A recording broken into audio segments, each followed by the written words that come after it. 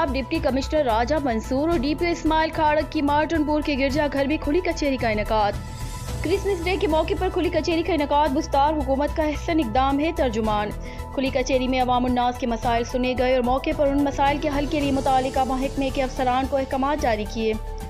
Christian community के लिए Christmas day और नए साल की तकरीबात मनाने के लिए मुमकिन वसाइल बरोकार लाए जा रहे हैं। Deputy commissioner Nankana Christmas day के हवाले से यंगसनाबाद और मार्टनपुर में क्रिसमस बाजार लगाए जा रहे हैं। डिप्टी कमिश्नर क्रिसमस बाजारों में किरियाना, सब्जी, फ्रूट और गोश्त के स्टॉल लगाए जाएंगे। राजा मंसूर अहमद अक़लियतों को अपनी मजहबी रसूमात पर सहूलियात की फरहमी ज़िले इंतज़ामिया की अवलीन तरजीह है। डिप्टी कमिश्नर राजा मंसूर अक़लियतों की मजहबी मकामात और रसूमात की अदायगी पर फुल प्रूफ सिक्योरिटी फराहम करना महकमा पुलिस की जिम्मेदारी है। DPO रिपोर्ट महर अब्दुल गफूर मोरखंडा ननकाना साहब।